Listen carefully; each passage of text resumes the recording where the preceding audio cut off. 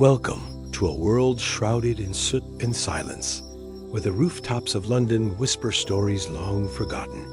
Tonight, we drift back in time to the smoky rooftops and narrow alleyways of 1840s London, where the morning begins not with birdsong, but with the soft scrape of brushes echoing down brick chimneys. This is the story of a chimney sweep, often a child, no older than 10, whose days were filled with soot, shadow, and survival. As the city breathes coal and fog, we'll walk beside him feeling the cold cobblestones beneath our feet, the rough bristles of a soot brush in hand, and the heavy silence of early dawn. But don't worry, there's nothing you need to do. Just listen, settle in, and allow yourself to be gently carried through another chapter of forgotten history. Before we begin, leave a comment below with your location and local time. It is always fascinating to see where and we falling asleep together across the world. Now, take a deep breath, close your eyes if you'd like, and let's begin our story. The morning began in silence, as it always did. London, in the year 1840, seemed to hold its breath before the first creak of a cartwheel or the strike of a match against flint. The city was still asleep, wrapped in a heavy fog so thick it clung to the air like damp wool. That fog wasn't just mist, it was smoke and soot from 1,000 chimney pots, mingling with the breath of coal fires and gas lamps still burning from the night before. The street lamps flickered softly in the gloom, halos of yellow light swallowed almost immediately by the gray. Through this dense, smoky veil, the narrow cobbled streets of the East End waited to be stirred to life.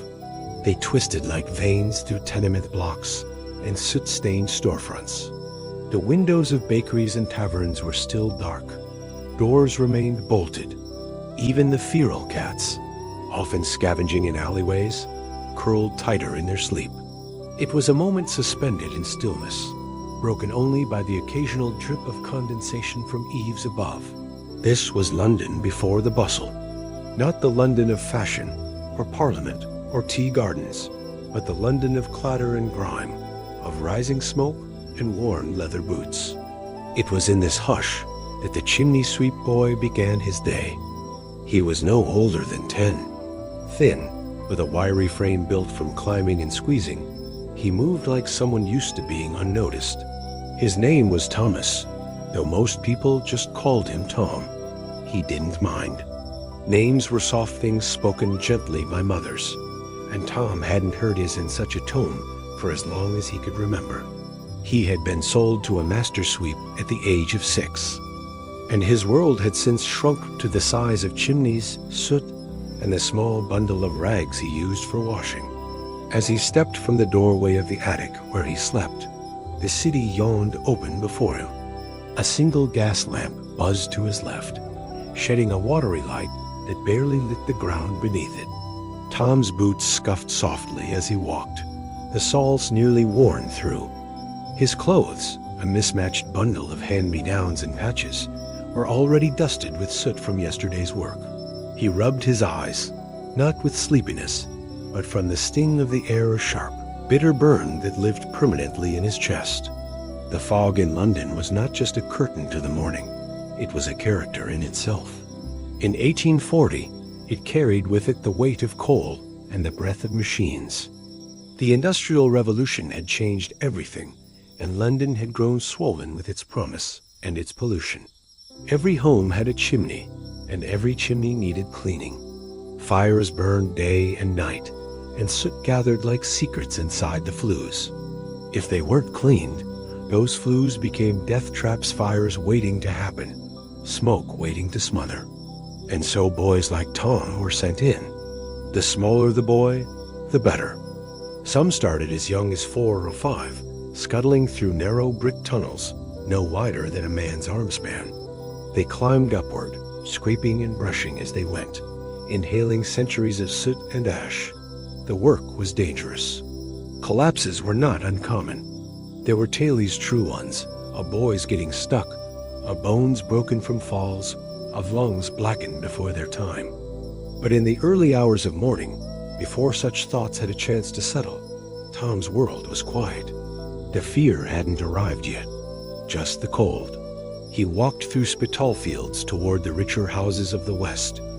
The wind shifted now and then, rustling the surface of puddles and carrying distant sounds, hoofbeats. A dog barking, a cough echoing between alleyways. A woman selling bread yawned as she opened her stall shutters, steam beginning to rise from her ovens. A coachman tightened the buckles on his horse's bridle, glancing up at the sky as if to guess when the sun might burn through the smoke. No one noticed the boy walking past them, his soot-smudged face half hidden by a scarf pulled over his mouth. No one thought to stop him. Chimney sweeps were as much a part of London as the fog itself. Ahead, a tall townhouse came into view, its white plaster facade already graying with soot. This was Tom's first job of the day. His master, Mr. Griggs, was already there, a stout man with a permanent scowl and hands calloused from years of labor. He held the long-handled brush in one hand and a rope in the other. "You're late," he muttered, though Tom wasn't. Without a word, Tom stepped inside. The hall was quiet, lined with portraits of unsmiling ancestors. A housemaid watched him pass with a mix of pity and disgust, wrinkling her nose at the smell. Tom didn't notice. He was already scanning the walls, looking for the flue he'd be climbing. The hearth was cold, which meant he'd go in dry. That was better. If the chimney had recently been in use, the brick walls would still be warm, the soot sticky and hot. As it was, this flue would be dry and flaky, easier to brush, easier to breathe. Tom knelt and pulled a small bundle of rags from his bag, wrapping them around his knees and elbows. Protection, minimal but necessary. Then came the climb. He squeezed into the opening, using his elbows and knees to inch upward. The world outside vanished. Inside the chimney, there was no light. No air moved. The soot shifted around him like powdered death. It filled his nose, coated his tongue, pressed against his skin. Upward he climbed, inch by inch. The walls narrowed the higher he went. At one point, he had to pause and twist his body to fit. He could feel the chimney's shape bending, forcing him to adjust. Above him, daylight showed faintly as a pale disk in opening at the very top. It felt impossibly far away, like the moon. He kept going. This was his life. A foggy morning in London, wrapped in soot and silence, measured not in hours or minutes, but in flues climbed, brushes dragged, rags blackened. For every house he cleaned, there were 10 more waiting. And for every boy like Tom, there were dozens more scattered across the city climbing, brushing, coughing in the dark. Yet somehow, this was also a moment of peace. Alone inside the chimney, with nothing but the sound of his breath and the brushing of his knees against brick, Tom felt something close to stillness. Not safety, not comfort, but a quiet space carved out between the fog and the soot, where time slowed and the world seemed far away. When he emerged covered head to toe in black, his eyes watering and throat raw, the fog had begun to lift slightly. The city was awake now. Vendors called from their stalls. Bells rang from church towers. The streets filled with carts, carriages, and footsteps. Smoke poured from chimneys above, thick and dark. Tom coughed and wiped his face with the sleeve of his coat. Another flue waited across the street. Mr. Griggs handed him a brush and pointed. The day was only beginning. The life of a child chimney sweep was a shadowed existence, often overlooked, yet woven tightly into the fabric of London's smoky streets in the 1840s. These boys, some as young as 4 or 5, were not just helpers, but the very backbone of an industry born of soot and desperation. They were small enough to fit inside the narrow chimneys that snaked through the city's buildings, and their size became both a curse and a grim commodity. Most of these children came from the poorest parts of London, their lives shaped by poverty and the harsh realities of the Victorian era. Many were orphans, abandoned by a world that had little use for them. Others had been sold by their desperate families, bartered like cattle, in hopes of earning a few shillings or sparing themselves from the crushing weight of too many mouths to feed. It was a dark business, built on the backs of the most vulnerable. The phrase master sweep was hardly a title of kindness or respect. It was a grim role that came with power over these small lives. These master sweeps were men who controlled the boys completely. They owned their contracts and rented them out, collected their wages, and dispensed the bare minimum of food and shelter. The boys were often kept in cramped attics or filthy basements, places filled with the smell of coal dust and damp stone. Discipline was harsh, strict, and often violent. Punishments for small mistakes could be brutal, and the threat of beatings hung like a shadow over their every move. The morning for a child sweep began long before the sun pushed its way through the London fog. The city was still cloaked in darkness and smoke, the air thick with the smell of burning coal and wet brick. The boys would rise in their cramped quarters, rubbing the sleep from soot-caked eyes, their thin clothes stiff with grime from the day before. They often had no shoes or wore boots too big and cracked, their feet sore and bleeding from crawling through narrow flues. The chill of the early morning bit at their skin, but there was no time for complaint. Their small hands clutched brushes made of twisted twigs or stiff bristles attached to long poles. These were their tools, weapons against the blackness that clung stubbornly to the walls of every chimney. The work was dirty, relentless, and lonely. As they moved through the streets, heads bowed against the biting cold and the ever-present soot, they were ghosts among the crowd, seen but ignored, present but invisible. Inside the chimneys, the boys found themselves in a world unlike any other. The shaft was tight, often no wider than a man's arm span, forcing them to crawl or wriggle inch by inch. The bricks pressed in on them, rough and cold, stained black with years of soot. The air was thick and heavy, often barely breathable.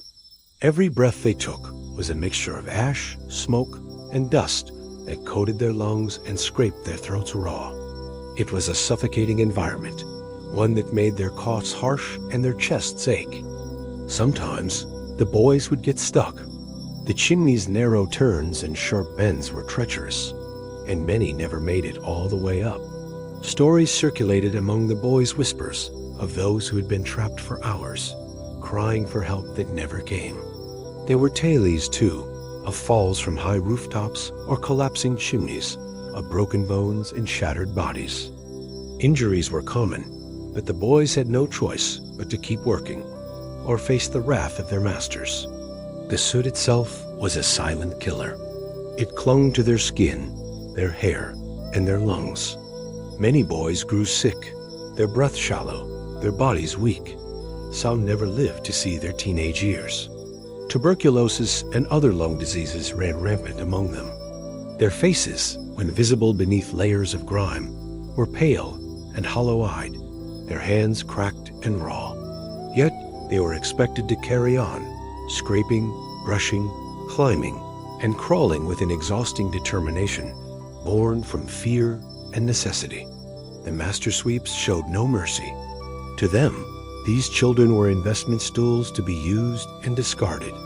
They demanded long hours, often from dawn till dusk, with no breaks and little food. The boys were paid just a few pennies, sometimes less, and even then, their masters often took a large portion for rent or food. Many were kept in debt, forced to stay and work for their keep. Escape was nearly impossible. Despite the cruelty and hardship, some boy sweeps developed a strange camaraderie.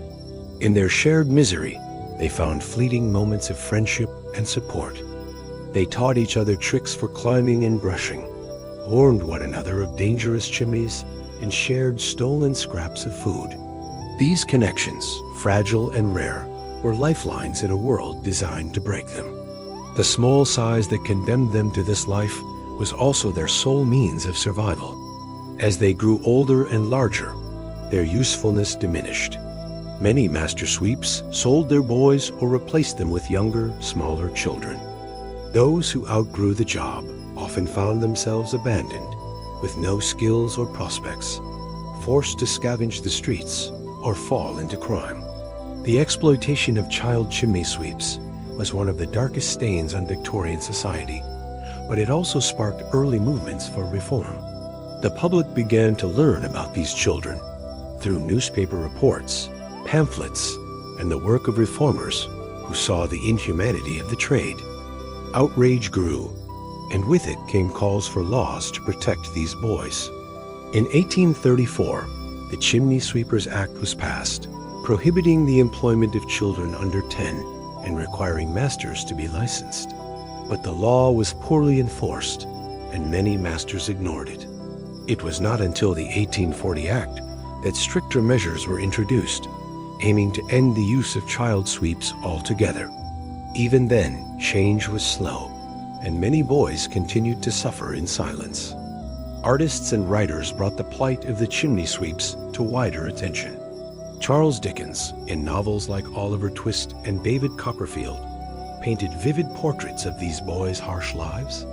His stories gave voice to the voiceless and helped ignite the moral conscience of a nation. Looking back, the life of a child chimney sweep is a sobering reminder of how industrial progress often came at a terrible human cost. These boys, forced to crawl through narrow, suffocating shafts, embodied the darkest side of an era that promised prosperity but delivered misery for many. Yet amidst the soot and shadows, there was resilience. Some boys escaped their masters, learned trades, and built lives beyond the chimneys. Their stories remind us that even in the bleakest conditions, hope can flicker like a distant flame. Today, the image of the child chimney sweep stands as a symbol not only of past suffering, but also of the enduring need to protect childhood and uphold human dignity. Their lives, harsh and brief, call us to remember and to never forget the price paid for the warmth of a fire. Before the city fully woke, the chimney sweep's morning was already in motion. In the dim hours just before dawn, the streets of London lay wrapped in cold silence, broken only by the distant clatter of carts or the faint calls of night watchmen finishing their rounds. The air was sharp, biting through the thin fabric of worn coats and threadbare shirts. For the chimney boys, sleep was brief and restless, interrupted by the knowledge that their day would begin in darkness and end only when the last chimney was scraped clean. In cramped, drafty attics or overcrowded lodging houses, the boys stirred awake. Their beds were simply a thin blanket on a hard wooden floor, or perhaps a threadbare mattress tossed on dusty floorboards. The chill crept in through cracked window panes and warped beams, seeping into their bones before the fire could be coaxed to life. They rubbed at tired eyes, their faces smudged with yesterday's soot, their hair stiff and tangled from a night of restless sleep. Rising was never easy. The body ached from crawling, climbing, and crouching for hours, muscles stiff and lungs heavy with soot. Yet there was no time to linger in warmth or comfort. The world outside awaited, cold and gray, with fog thick enough to swallow the gas lamps whole. A quick, rough wash with a rag soaked in cold water was sometimes possible, though the water was precious and often saved for the face or hands alone. The boys knew their grime would return with the morning's first chimney, but cleanliness was a luxury rarely afforded. Dressing was a patchwork affair. Clothes were thin, worn, and often several sizes too large or too small, handed down or stitched together from scraps. Heavy boots, if they had any at all, were laced tight to protect their feet from the wet streets and jagged cobbles. A thick scarf or rag was tied over the mouth and nose to shield against the biting cold and choking soot, though it offered little real defense against the dust and ash that clung to every breath. Each boy carried with him the tools of his trade, humble yet vital. The brushes sometimes twisted twigs tied to sticks. Other times stiff bristles fastened to wooden poles were clutched firmly in soot-stained hands. These would be the instruments of their day, scraped and dragged up and down the narrow flues to sweep away layers of blackened ash. Alongside these, a bundle of rough cloths was packed, carefully soot cloths meant to be tied around knees and elbows, protecting skin from the abrasive bricks and stony edges inside the chimneys. The cloths themselves bore the marks of countless days, worn thin and darkened with dust. They were wrapped tightly, almost like armor, against the harsh reality of the job. Without these simple protections, the skin would quickly split and bleed from the constant friction and pressure. The boys had learned to wrap them with careful precision, ensuring they wouldn't slip or unravel while they squeezed through tight spaces. The morning light was slow to break, often muffled beneath layers of fog and smoke that hung heavy above the city. The chimney sweeps moved quietly through the streets, their footsteps soft against the cold stones. The gas lamps still flickered, their halos swallowed by the dense, sooty air. Shop shutters remained closed, and the scent of damp earth mixed with coal smoke filled the chill dawn. Passing by rows of tenements and shuttered houses, the boys often kept their heads low, not just against the cold, but to avoid drawing attention. They were a familiar presence in the alleys and corners, yet one that the city preferred to ignore. Their blackened faces and patched clothes marked them as different figures shaped by hardship, carrying the weight of their work with silent endurance. The masters, those stern men who ruled over them, were usually already waiting in the first houses of the day. They issued curt commands, inspected brushes, and checked that the soot cloths were properly tied. There was no patience for complaints or dawdling. Every minute counted. Every chimney waiting to be cleaned was a shilling earned or lost. Before climbing into the shadowed shafts, the boys took a moment to prepare themselves. The rough cloths were adjusted, boots tied tighter, and scarves pulled higher. The chill in the air bit at exposed skin, and the dampness clung stubbornly. They breathed deep, knowing the air inside the chimneys would be far worse stale, thick with ash, and often searing with heat from recent fires. Some took a brief moment to peer up the chimney's mouth before entering, a faint light promising the way out. Others hesitated for only a heartbeat, swallowed the cold lump of fear in their throat, and squeezed inside. The climb was dangerous and exhausting, a slow, silent crawl through a black tunnel that seemed to close in around them. The morning's routine was relentless. One chimney after another, each demanding the same careful scraping, brushing, and clawing upward through soot and grime. The boys moved mechanically, muscles aching, but spirits numbed against the constant demands of their labor. Despite the brutality of the work, there was a strange rhythm to the mornings, a dance of shadows and whispers, brushes scraping bricks, the occasional cough cutting through the silence. It was a beginning, a small pocket of order in a city ruled by chaos and soot. By the time the sun finally began to break through the gray veil of London's fog, the boys were already caked in black dust, faces streaked with soot, eyes red and watery from the harsh air. Their breath came in sharp, ragged gasps as they prepared to move on to the next house, the next chimney, the next small climb through the city's arteries. The morning routine of a chimney sweep was not just the start of a day, it was a ritual of survival, a testament to endurance in a world that demanded so much and gave so little. It was the slow unfolding of hours filled with grit, silence, and the unyielding presence of soot, shaping lives that the city itself often tried to forget. The chimney's mouth was no more than a dark slit carved into the stone hearth, narrow and unwelcoming. Tom crouched before it, small enough to fit, but even then, the opening seemed to mock him with its unforgiving tightness. At barely 9 inches wide in some places, the chimney flue was a suffocating shaft that twisted like a serpent through the heart of every home. It was a tunnel that swallowed daylight whole and left only cold, stale air and pitch-black silence in its place. To many, it was a place of terror, a place no child should ever have to face. But for boys like Tom, it was daily reality. He took a deep breath, though the air was thick with soot and choking dust. The smell was overpowering, a bitter, acrid mixture of burnt coal, ashes, and stale smoke. It clung to his throat and lungs, leaving a scratchy burn that never fully went away. The soot coated everything: the walls, his skin, his threadbare clothes, turning him into a moving shadow. Even the rags tied around his knees and elbows, his only meager protection, were blackened beyond recognition, soaked through with grime and dust from countless climbs. The first step was always the hardest. He had to fold his small body down, press himself flat against the cold brickwork, and wedge himself into the opening. There was no room to hesitate. His limbs cramped instantly from the unnatural angles, and the cold stone bit through his thin clothing. The walls closed in around him as he pushed his body forward, inch by painful inch. Inside, the world disappeared. There was no light, no sound beyond the faint scrape of stone against fabric and the rasp of his own breathing. The air was heavy and stale, barely moving in the confined space.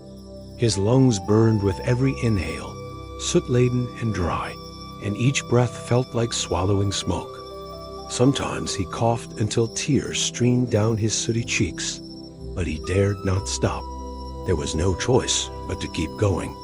The chimney was narrow sometimes, barely wide enough to fit his shoulders, and it curved unpredictably. He had learned to feel the bends with his body, twisting and curling like a coil of rope. His knees and elbows scraped raw as they dragged over the rough brick, sharp edges biting at his skin.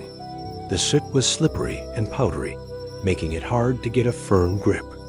He had to move slowly, deliberately, balancing the need for speed with the danger of slipping or getting stuck. There were moments when the chimney constricted even more, forcing him into impossible positions. He would press his back flat against one side, stretch an arm ahead to search for the next foothold, and inch forward with painstaking effort. His muscles ached from holding unnatural angles, joints screaming with every movement. Yet he had learned to silence the pain after all. No one would tend to his bruises or sores. The work demanded a body hardened by hardship. Fear was a constant companion. The dark tunnel seemed to pulse with menace, as if it could close up at any moment and trap him forever.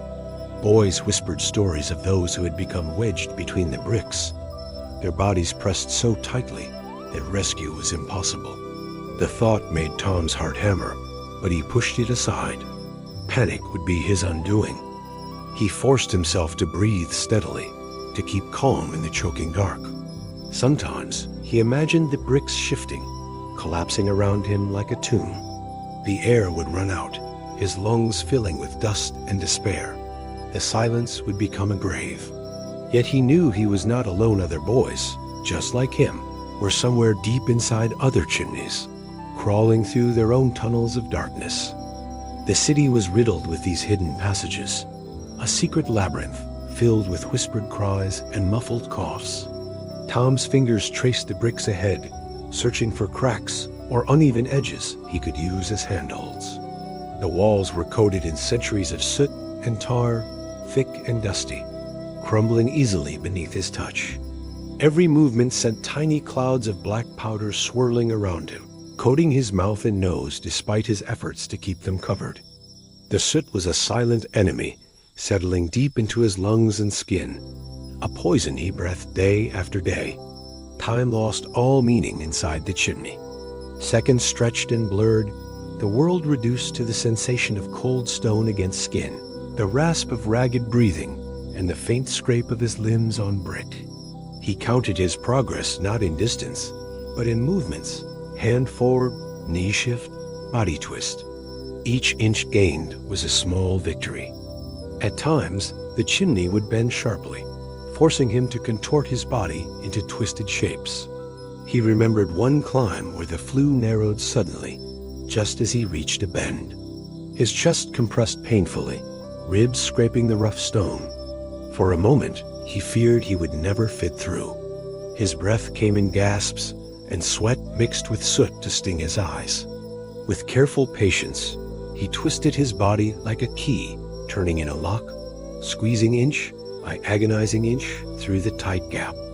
The physical pain was relentless. His skin was raw from constant abrasion, small cuts bleeding beneath the soot. His joints ached from unnatural angles and constant strain.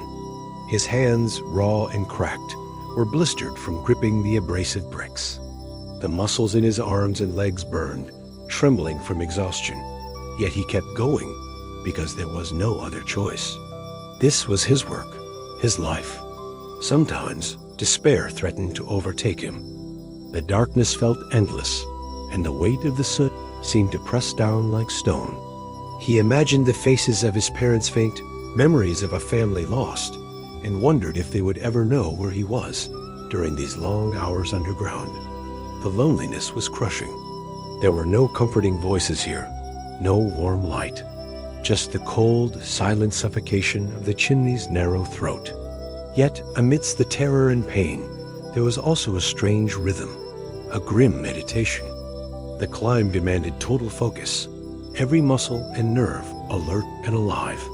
It left no room for fear, only the steady motion of body and breath.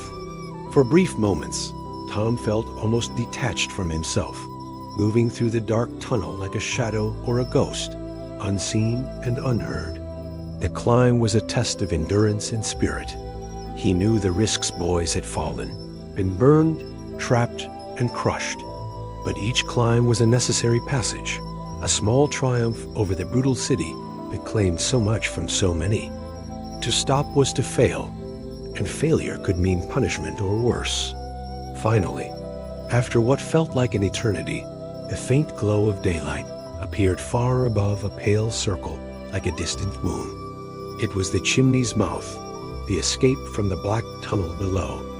The sight brought a surge of hope and relief. Tom pushed harder, arms trembling, muscles screaming in protest. He clawed upward until his fingers touched the rough edge of the opening. With one final effort, he emerged, gasping fresh air and blinking against the cold light. His face and clothes were smeared black from head to toe, eyes watery, throat raw. He coughed violently, expelling the soot that clung stubbornly to his lungs. For a brief moment, he lay sprawled on the rooftop, exhausted but alive.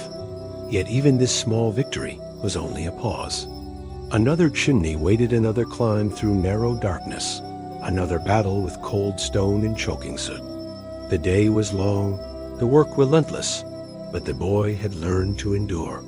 And so he gathered his strength, wiped the grime from his face, and prepared to descend once more into the city's shadowy veins. The chimney, narrow and merciless, had claimed him, but it would not break him. Not today. The soot was everywhere. It was the invisible cloak that cloaked every chimney-sweep boy in the city of London, staining their skin, their clothes, and their very breath. It was not just dirt or dust. It was a harsh, gritty presence that clung relentlessly to every pore and fiber, a grim reminder of the harsh world they inhabited. For Tom and boys like him, soot was a second skin, one that brought with it unseen dangers and a silent, creeping toll on their bodies. From the moment their day began, the boys were enveloped in it. The soot was a thick, powdery residue composed of burnt coal, tar, and ash, each particle a tiny shard of destruction. It coated the chimneys, blackened the bricks, and clung to every surface inside those narrow flues. When the boys climbed in, they became living brushes, scraping and brushing, their bodies smeared with this fine, choking dust. It settled deeply into their skin, embedding in every crack and fold. The boys' faces, hands, and exposed limbs were blackened from hours spent inside those flues. But soot was more than just a cosmetic nuisance. It was corrosive. Over time, it caused sores to form on their skin, raw and painful patches where the grime mixed with sweat and abrasion. These sores were not just painful, they were wounds that invited infection in an age before antibiotics, festering silently beneath layers of dirt. Soot was also a poison breathed deep into their lungs with every gasping breath inside the confined chimneys. Coughs were constant companions to the sweeps, harsh and rattling sounds that echoed the struggle of lungs clogged with black dust. Many boys suffered persistent chest infections and bronchitis, their breathing becoming labored as the years of inhaling soot slowly strangled their vitality. The cough was not just a symptom, it was a signal of the body's protest against the daily assault. One of the darkest legacies of this constant exposure was a condition known as soot wart. It was a cruel name for a cruel disease. Soot wart was a form of skin cancer that developed on the scrotum, primarily affecting chimney sweeps who had spent years covered in soot, their skin never cleansed, never given a chance to heal. The condition was first medically recognized in the mid-18th century, a horrifying consequence of the boys' labor, and it became a grim symbol of their suffering. The cancer grew slowly, beginning as small lumps or sores that were ignored or misunderstood. By the time the symptoms became severe, it was often too late. Many chimney sweeps lived and died with soot wart, a silent killer lurking beneath their grime-streaked bodies. It was a disease of poverty and exploitation, a cruel price exacted by the city's demand for clean chimneys. Hygiene, or rather the lack of it, only made matters worse. Most sweeps rarely bathed, not because they were filthy by choice, but because their circumstances made cleanliness a luxury. Water was scarce and often cold, and washing was a chore few masters bothered to provide. The boys worked long, exhausting days, and then returned to overcrowded, squalid lodging houses where soap and clean clothes were almost unheard of. Tom's clothes, for example, were worn day after day, week after week, blackened beyond recognition. His coat was a patchwork of stains, holes, and soot never washed, never mended properly. The same threadbare shirt clung to his back, stiff with grime and sweat. To change into clean clothes was a rare event, one often only possible when clothes were gifted or stolen. Even then, the new garments quickly succumbed to the black dust that filled the air.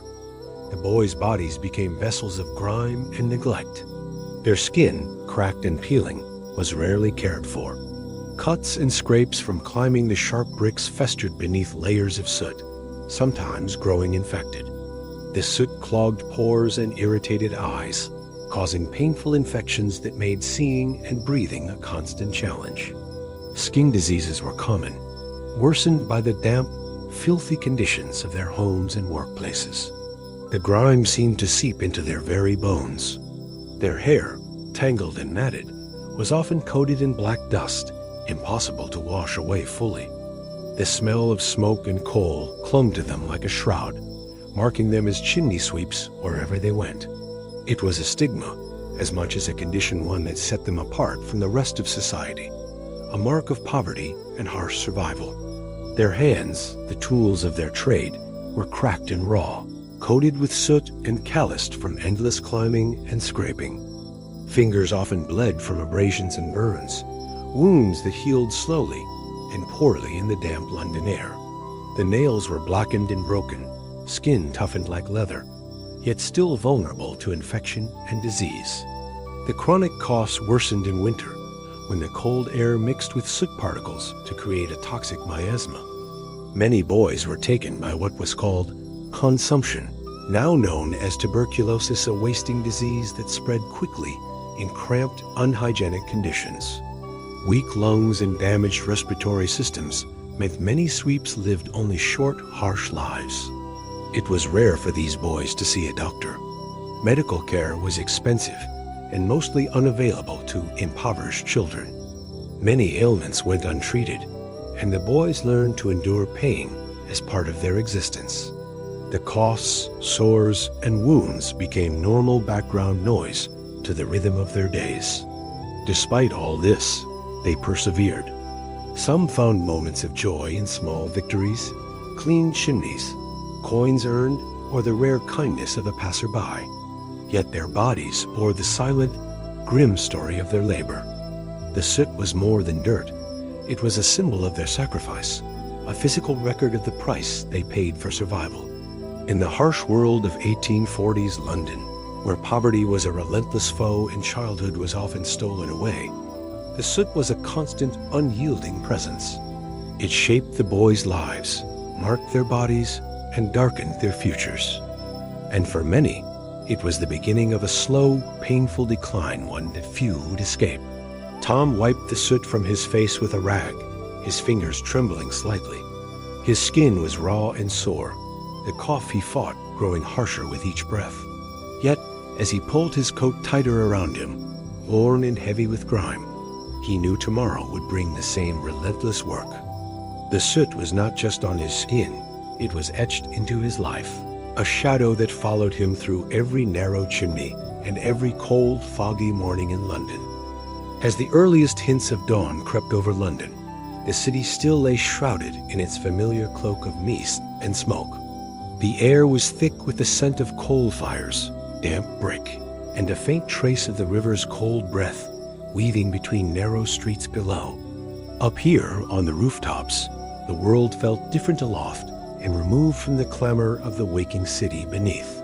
This was a hidden kingdom, a patchwork realm where sky met soot, and where the boy Chimney Sweep, thin and coated in grime, briefly stepped outside the narrow shadows of his daily life. Tom had crawled his way up countless chimneys before, but stepping onto the rooftops was another matter altogether. The slate tiles, slick with early morning dew and frost, gleamed faintly under the pale light, their cold surface pressing sharply against his worn boots. The air here was sharper, clearer, carrying whispers of things far beyond the soot and smoke of the streets below. It stung his lungs differently fresh, yet raw, with a bite that made his throat tighten. He paused for a moment, chest heaving with the effort of the climb and the cool air filling his lungs, to take in the panorama unfolding before him. The sun, a pale and watery disk, was still low in the sky, hesitating behind the thick fog that clung stubbornly to the city like a shroud. Streaks of blush pink and soft gold spread slowly, seeping through the haze like warm fingers.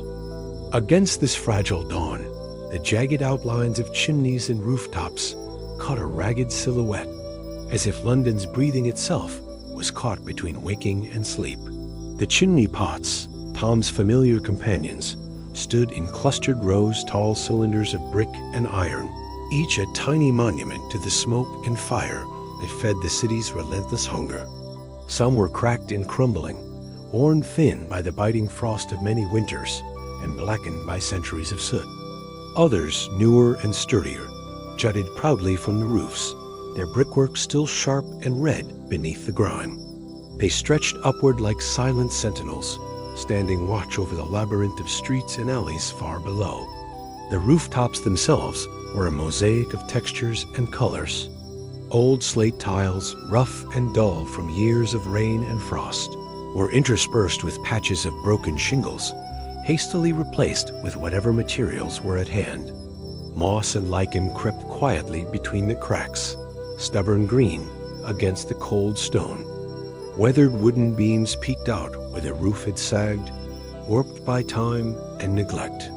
These roofs bore the scars of countless storms, dusted with soot from the coal fires that fueled the city's industrial pulse. From this vantage point, Tom could hear the city beginning to stir. A muffled symphony carried faintly upward. The clip-clop of hooves on cobblestone echoed from distant streets. A dog barked somewhere in the maze below, the sound quickly swallowed by the walls of brick and stone. Vendors prepared their carts, the scrape of wooden wheels mingling with the faint calls of early sellers hawking bread, coal, or eggs. Church bells rang somewhere in the distance, their solemn tones threading through the morning mist like a steady heartbeat. Above it all, birds began their daily dance. Pigeons cooed softly, fluttering from ledge to ledge, their feathers catching the weak light in dull flashes of silver and gray. Sparrows flitted nervously, their tiny bodies darting in quick zigzags. Occasionally, a crow's harsh caw cracked the air, a sudden, jarring sound that shattered the delicate hush, a reminder that the city was never truly silent. As Tom's eyes adjusted to the dim light, he found himself gazing into the windows of the grand houses lining the richer streets. These tall sash windows, framed with delicate curtains, reflected the soft colors of dawn like polished mirrors. Inside, flickers of candlelight danced on crystal chandeliers, casting tiny rainbows across the ornate walls. Occasionally, a figure passed through these quiet rooms, a lady in a silk gown, her footsteps light on polished floors. A gentleman adjusting his waistcoat in front of a gilded mirror. These glimpses were like windows into a different world, one of warmth, wealth, and leisure, a world almost unimaginable from the soot and shadow where Tom's life unfolded. Here, in these drawing rooms and parlors, there was music, laughter, and soft voices. There were books and tea, rich carpets, and soft cushions. For a moment, Tom allowed himself to imagine the feel of those silks, the softness of those chairs, the quiet luxury of a fire that didn't choke the lungs with smoke. Yet these rooftops, beautiful as they seemed in the dawn light, were no less perilous than the chimneys he climbed. The tiles were slippery beneath his feet, slick with frost or rain, easy to lose grip on. Each step was measured and cautious. A misstep could mean a fall down steep gables and rough brick walls to the narrow alleys below. The wind teased and tugged at his threadbare coat, threatening to throw him off balance. The heights made his stomach twist, a sharp, dizzying reminder that he was a small figure on a vast, looming cityscape. Still, the rooftops held a fragile freedom, a brief escape from the claustrophobic darkness of the chimneys. Up here, Tom felt the space widen around him, the city spread out beneath like a living map. The air smelled of smoke and damp stone, but also of promise and distance. Here, the clangor of the streets faded into a muted murmur.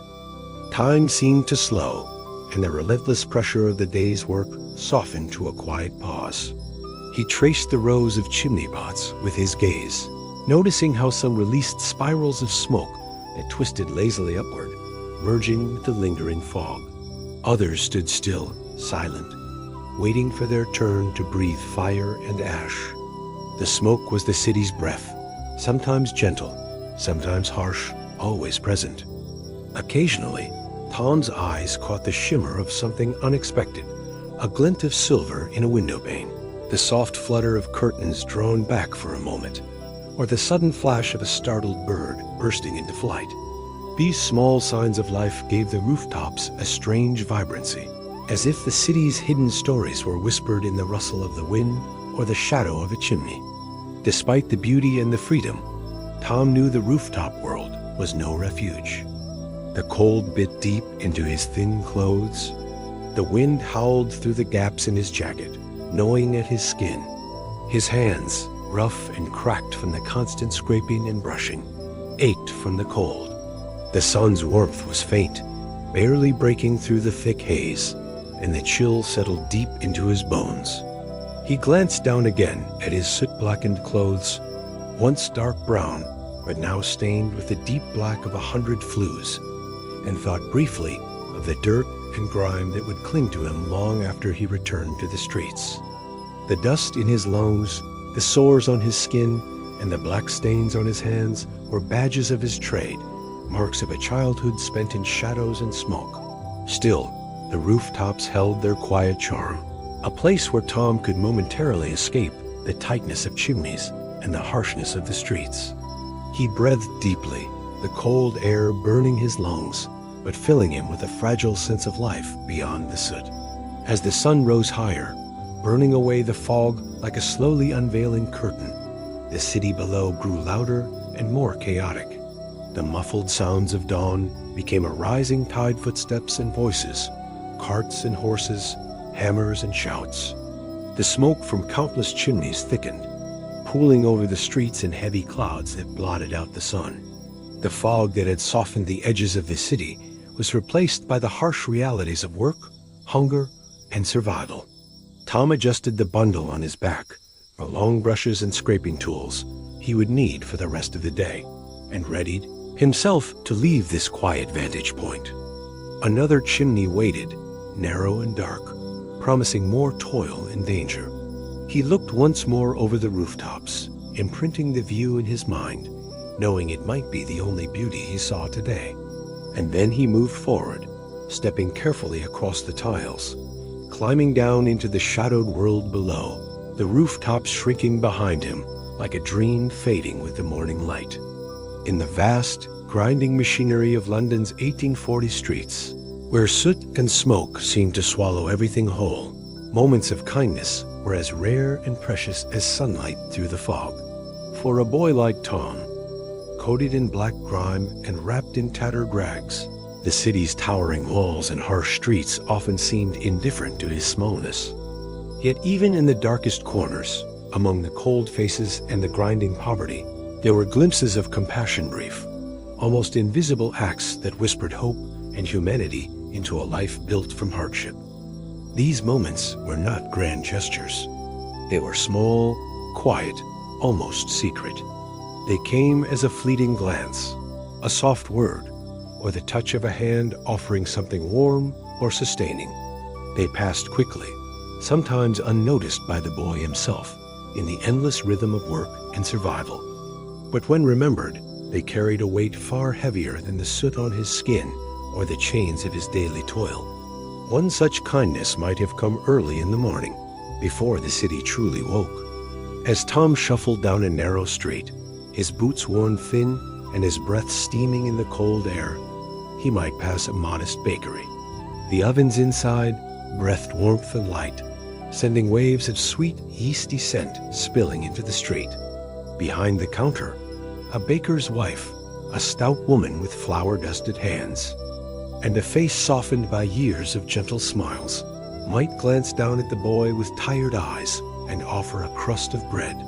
It would be a small crust, perhaps a piece left over from the night's baking, too dry or hard for her customers, but enough to quiet Tom's rumbling stomach.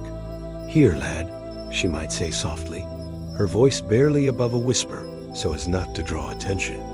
"Keep warm today." Tom would accept it quickly, almost shyly, the warmth of the bread already seeping through his gloves.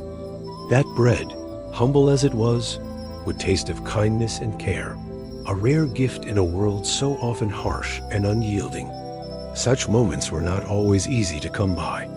Many swept boys learned early to hide their hunger and their fatigue, to swallow pride with each scrape of soot from their bodies. Yet some passing kindnesses managed to penetrate the layers of grime and despair.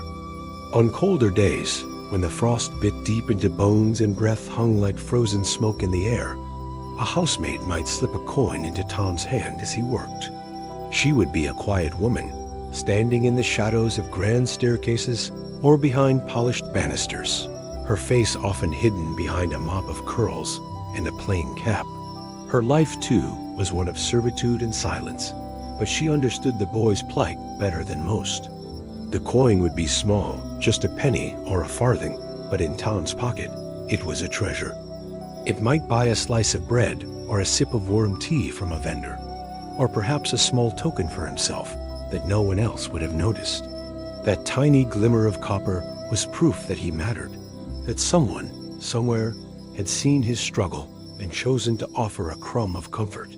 Sometimes the kindness came not in gifts, but in a few whispered words. Perhaps a mother passing by with her own children might catch Tom's soot-smudged face and offer a quick, encouraging smile. "Hold fast, young one," she might murmur, her voice carrying the softness of shared hardship. "Better days will come." Tom would tuck those words away as he did the crumbs and coins, folding them into the thin fabric of hope that he wore beneath the grime. There were even stories whispered among the boys themselves, tales of families who, moved by the boy's tireless work, would quietly leave an old blanket by the back door or a warm jacket on a chair, knowing that the boy had no home to return to. These were rare blessings, yet for those who received them, they were shields against the bitter chill of London's nights. Tom had never owned such a blanket, but he had heard of one older boy who had been given a coarse, threadbare shawl by a kindly laundress. It wasn't much, but it had saved the boy from a harsh winter's night more than once. Stories like these floated like secret songs on the wind, faint but alive. The edges of kindness often came from those who lived closest to the hardships themselves. Other children or the elderly who had seen too many winters pass, would sometimes share what little they had: a crust of bread, a stolen apple, or a few scraps of fabric for warmth. These exchanges were silent, simple, and rarely witnessed by the bustling city around them. The shared understanding between the poor and the young was a fragile web of survival. Tom sometimes imagined that kindness was a thread running through it, invisible but unbreakable, connecting him to strangers and friends alike. At times, a chimney sweep boy might find unexpected kindness even among his masters. The master sweep was often a harsh figure, gruff, demanding, and all too willing to push boys beyond their limits. But occasionally, there would be moments of sympathy.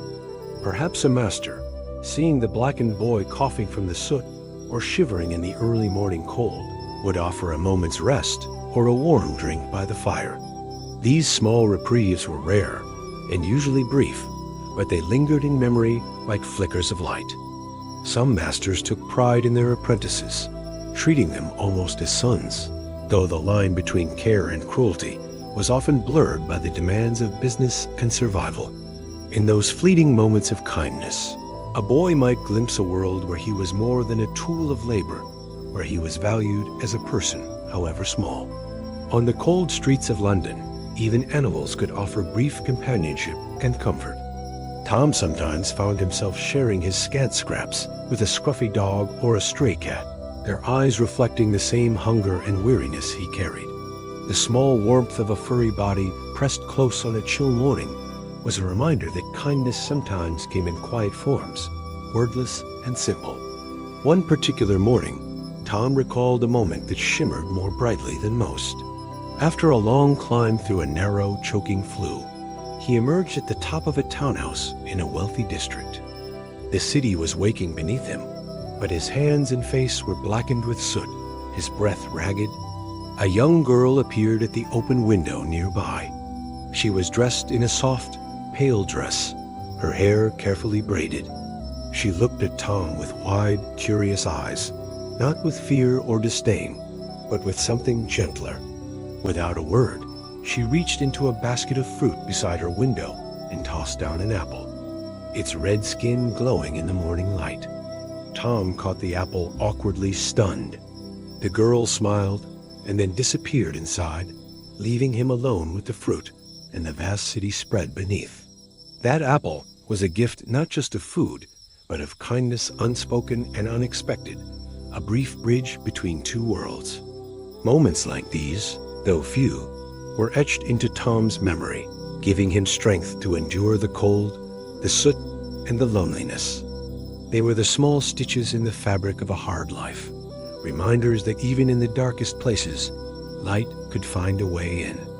As Tom made his way through the city that day, carrying the weight of brushes and rags, soot and cold, he held tight to these moments of kindness, hidden treasures in a world of hardship. They were a quiet rebellion against the indifference of the streets, a testament to the human heart's ability to care, even when care seemed impossible.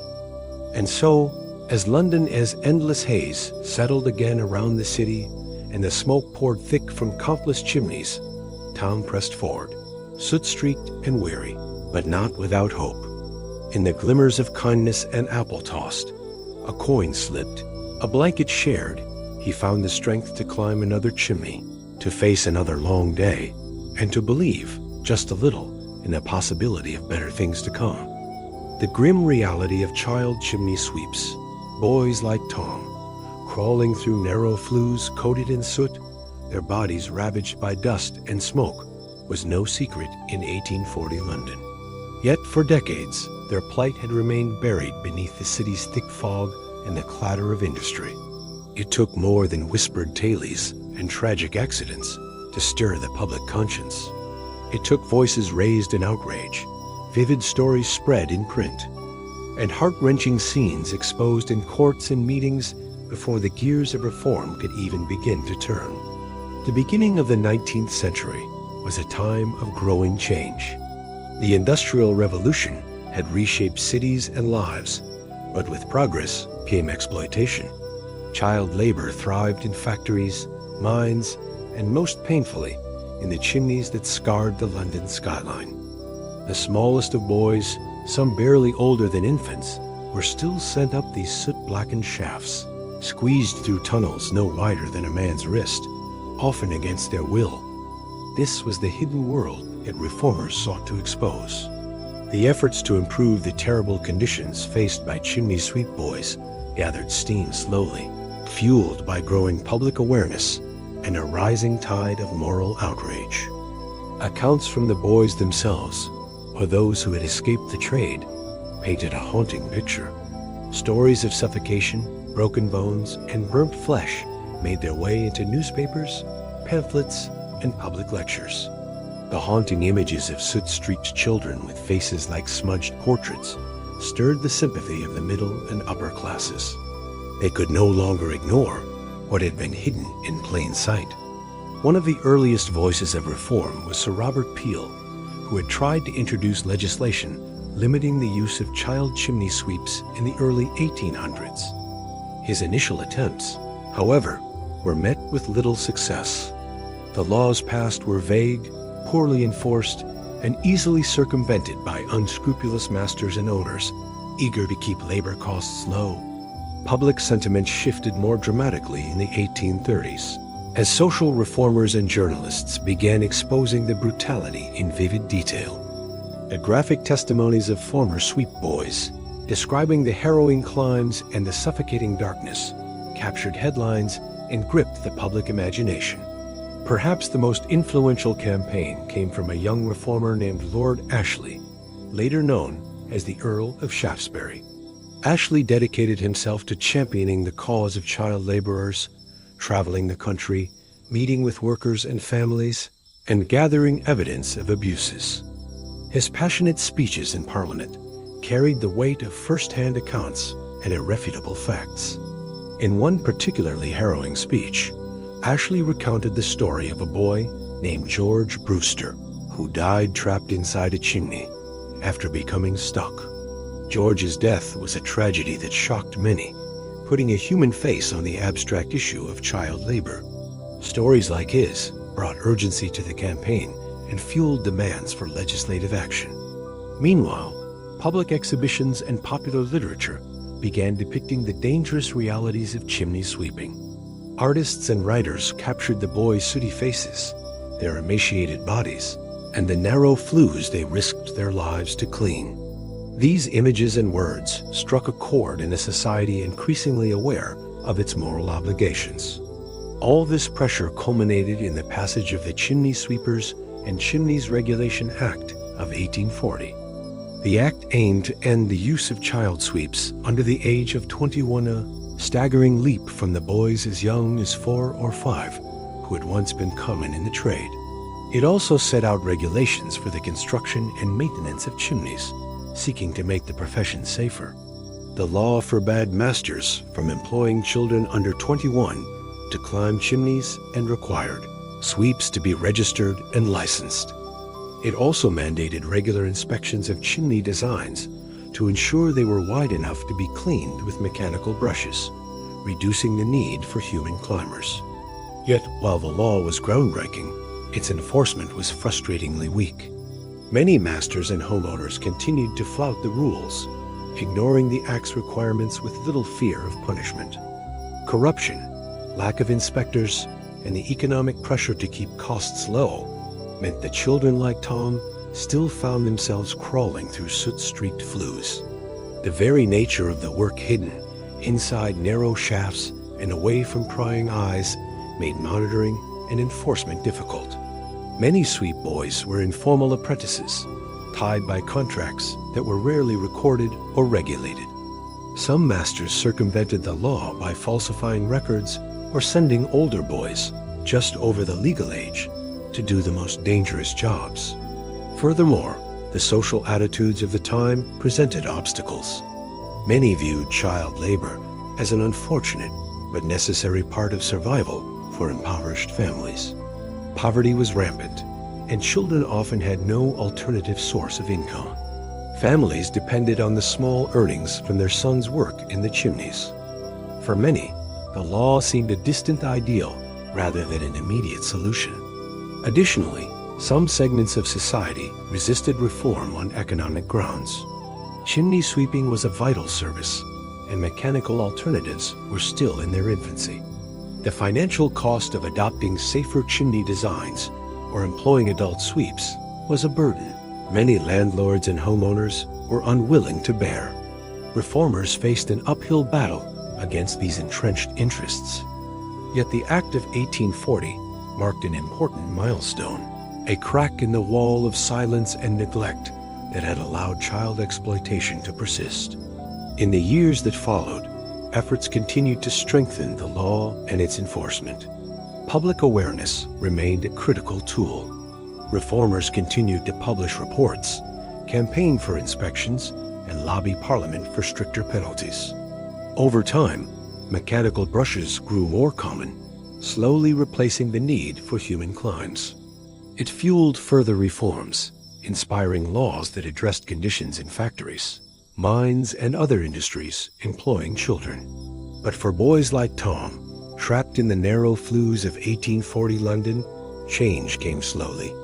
Many continued to risk their lives daily, caught between the shadows of poverty and the faint, flickering hope of reform. The legacy of those early campaigns lives on in the gradual improvements that followed. The Chimney Sweepers and Chimneys Regulation Act of 1840 was the first step on a long road, one that would eventually free children from the blackened shafts and give them a chance at childhood, education, and a life beyond the soot. As we look back now, it is easy to forget how long and difficult that road was. How many boys suffered silently before their stories could be heard. How fragile and slow reform can be when weighed against the grinding wheels of economy and tradition. But in the persistent voices of reformers, in the courageous testimonies of the boys themselves, and in the hard-fought passage of that 1840 Act, we find a lesson that even in the darkest times, change is possible. That progress often begins with those who refuse to look away. And so, as London's fog and smoke continued to swirl above its grimy streets, the fight to protect its most vulnerable inhabitants carried on, driven by a growing awareness that no child should be sent into the shadows to face danger and neglect alone. The sun had long since dipped below the horizon when Tom finally finished his last job for the day.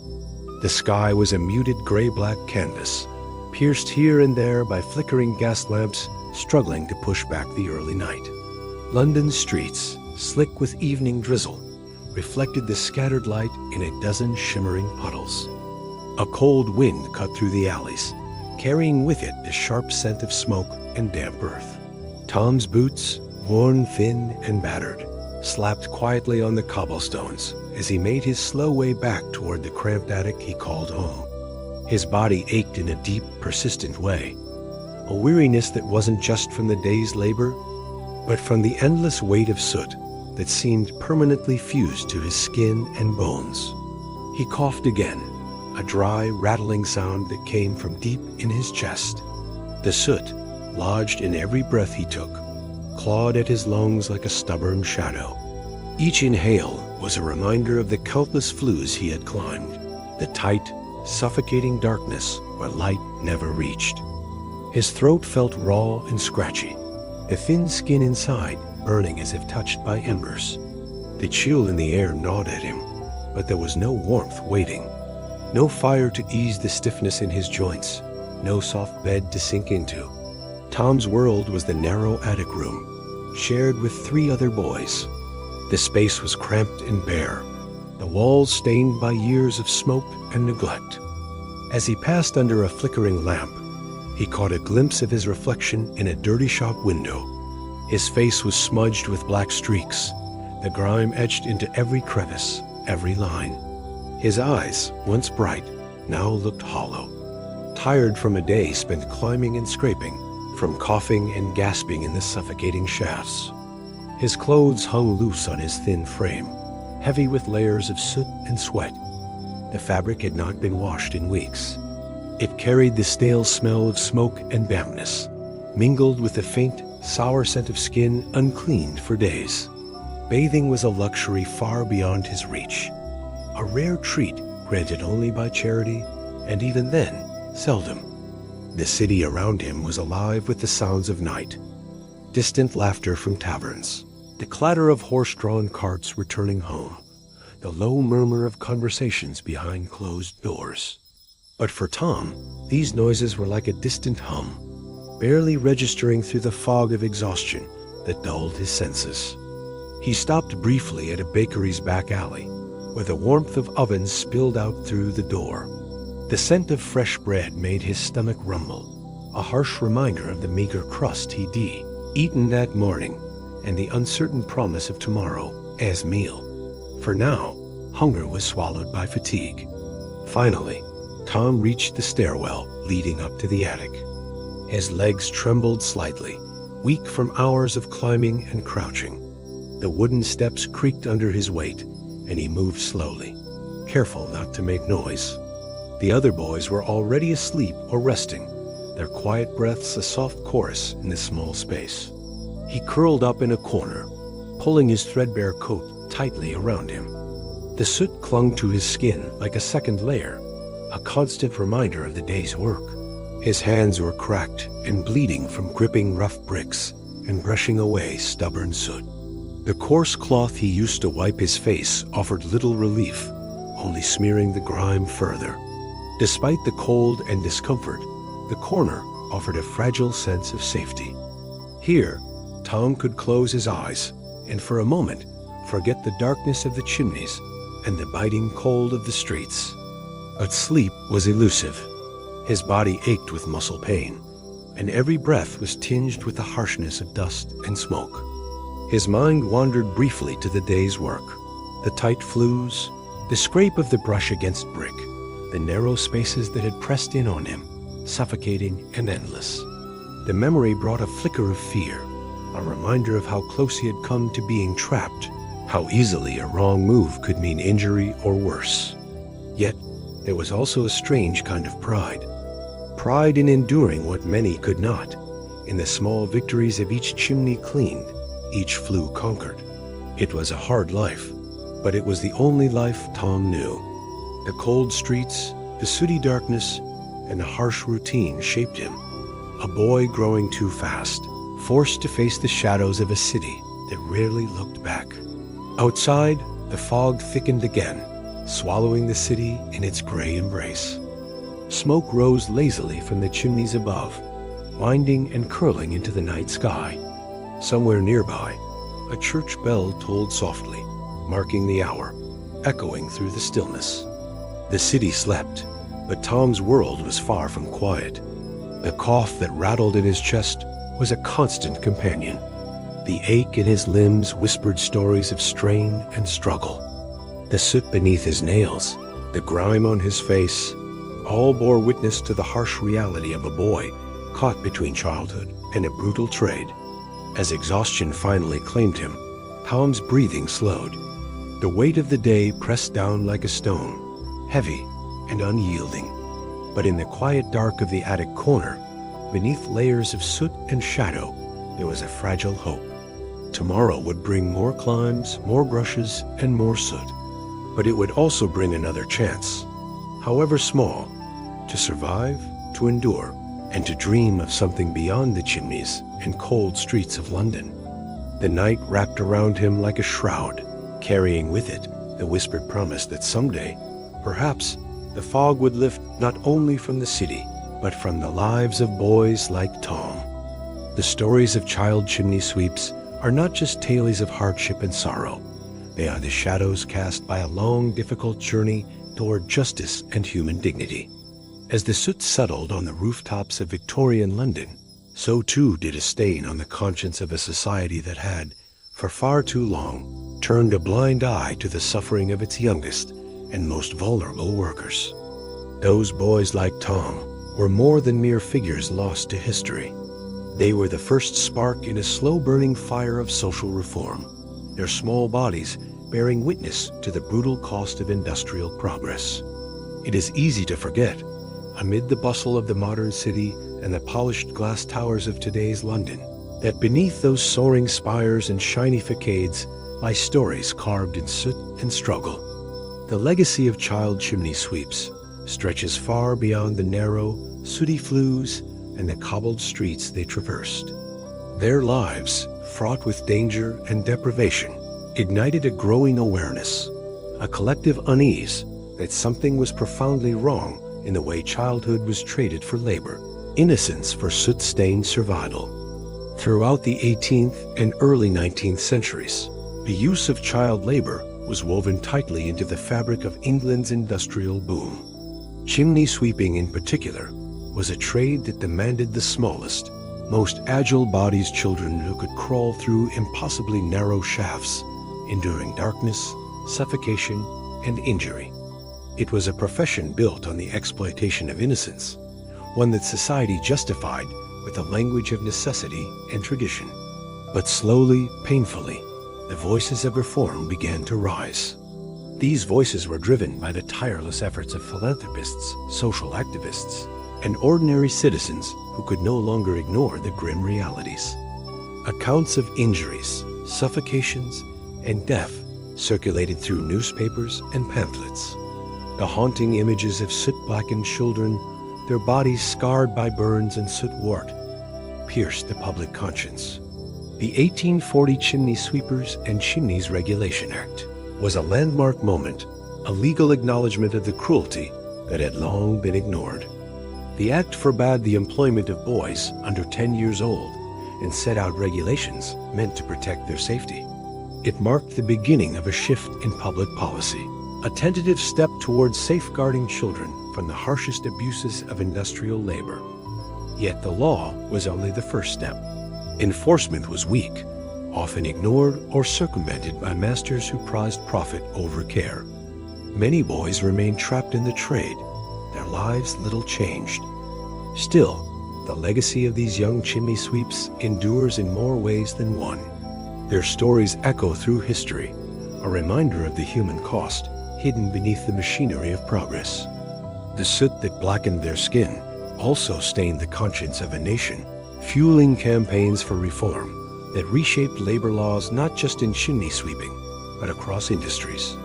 In quiet corners of London, one can still find traces of their presence.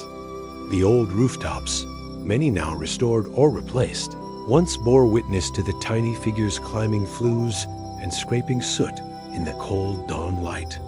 The very architecture of the city carries their imprint in the narrow chimneys, the soot-streaked bricks, the whispered tales passed down through generations. Museums and archives hold photographs, sketches, and written accounts that preserve their memory.